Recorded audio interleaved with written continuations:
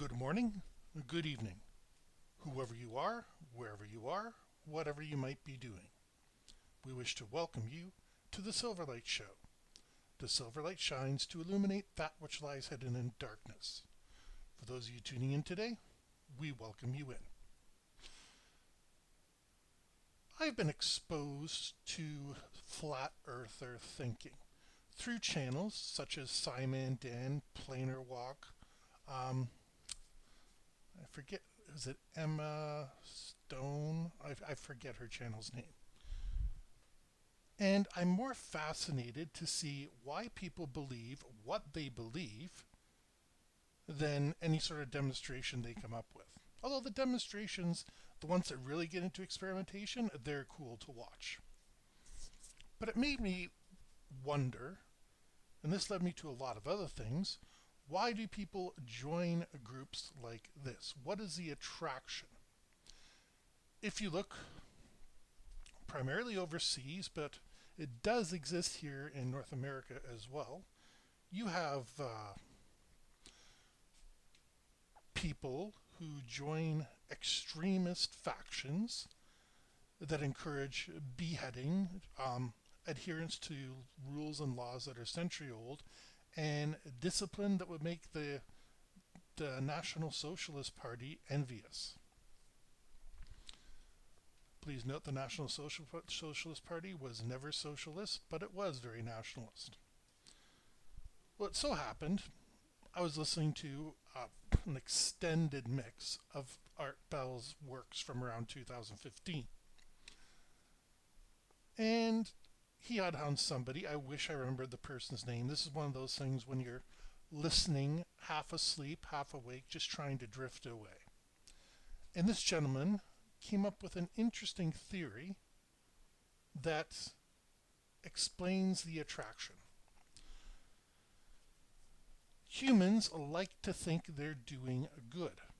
And when you have a mob mentality, people are willing to sign up. Look at World War I. People were signing up to go and fight in foreign countries and places they'd never even heard of.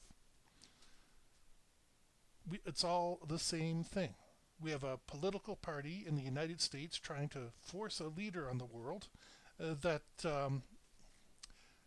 is rapidly losing support, but still maintains a group of his own propaganda, and I'll put it that way. There was an interesting quote from there too, and it was from a woman who stopped their support from this person. When asked why, she said, "Oh, I was all excited that they were going to get rid of immigrants. I just didn't expect them to come from my husband." That's why she stopped following this party and their leader. Now, these two factors explain a lot about flat earthers. They'll support flat earth until it comes to harm them. Just like the NSDAP, just like any other organization in history that has sought to have it their way. And they think they're doing good by supporting this person until it bites them. Now, fortunately, the only way flat earth is really going to upset anybody is if you bring it up in a bar or around the wrong group of people, and they're going to change their opinion about you as they see fit. But they think they're doing good, and they don't have any comeuppance. I've seen one flat earth theorist that his own wife was telling him to stop talking that nonsense while he was sitting in the kitchen. Extremely amusing. But the flat earthers also go to extreme lengths to prove their point. I saw a man who basically shut down a parking lot politely and was trying to do an experiment on swinging the what do you call it, the iron gates, and taking a picture so he could show what it would look like if you were orbiting around something. Good idea. He didn't really prove anything because there's so many motions on the Earth at any given time. we're not in a true orbit. Still, I love the experiments. Another guy tried to use a slinky to prove his point. Yeah, the flat Earth is apparently also analogous to a slinky. But the thing I like about them is they're willing to do experiments. Yet some political people, and all they're willing to do is just sit back and, well, that's not the way it goes. That's blah, blah, blah, blah. Whereas these people are actually doing experiments. One of the things these people do not understand, and I don't know why, is how big the Earth is. And you can find this out by simply looking at a bunch of flight times. They try to use this to prove, oh, it's not possible that planes go here and do this and stuff like that. But you know what? A little bit of math, whoops, sorry, math is a bad word, but a little bit of working it out, you can see that 8 hours for a plane is 8 hours. Whether it's going from New York to Los Angeles or Los Angeles to the Philippines, which I think is the 20 hours, you can sit down and you can work out the speed at which these airplanes are going. And it's consistent. They're not taking detours. Well, some flights do. I'm sure some people in my audience have taken some flights where they have to get off here and reboard over here and all sorts of crazy stuff. But that's just the way things happen. Another good way to prove a circular Earth is, well, they won't accept the millions of images taken from space of Earth.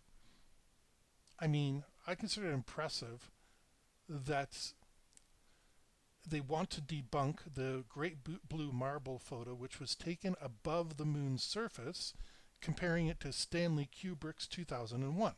That's both a compliment to Stanley Kubrick, who was working with 1960s technology, and a compliment to the lunar landers, because that's a heck of a coordinated mission. Remember, you're not just sending a spacecraft to the moon, you're sending it to where it will be, because it's still in motion. You kind of got to catch up to it, then slow down, go into orbit, and do whatever you're going to do. That's math. Once upon a time in the olden days, they had computers. Oh, not the computers you're thinking about. Stuff like ENIAC and computers like those were definitely around, but computers were a big, school gymnasium sized room with a bunch of women at desks, and they'd get a math problem broken up between all of them, and they'd solve it. And that's what they did all day. They were computers. The electronic side of it doesn't even appear until the 1970s, really.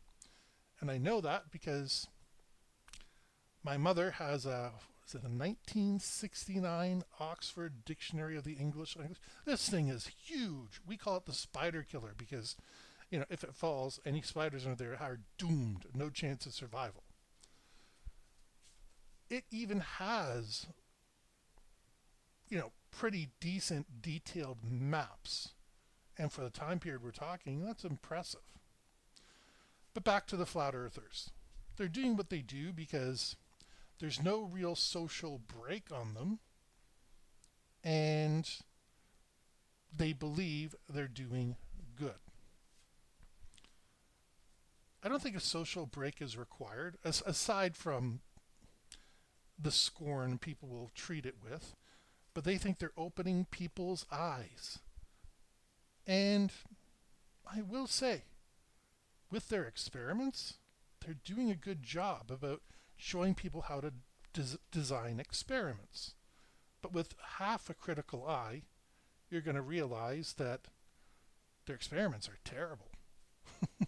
What does taking the picture of a metal pole do? Nothing. They often get their calculations wrong when they try to use the flat Earth curvature for the simplest reasons. So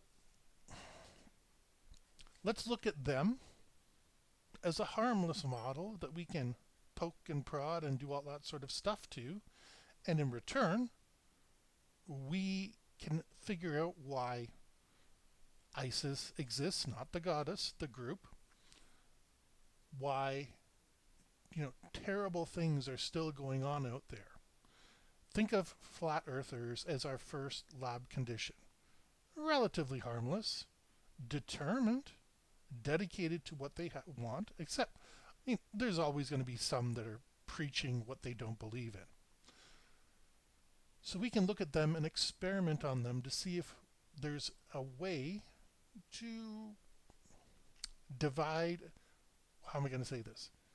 How to solve the cognitive dissonance between what they see and what they should know. You're always welcome to do experiments, but unfortunately, doesn't mean your experiment is any good. With that, we hope you enjoyed this episode of the Silverlight Show.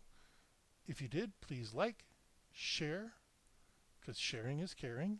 Subscribe if you haven't subscribed already. Don't forget to click the notification icon down below so you can get notified every single time we upload a new show. And we hope you have a fantastic day.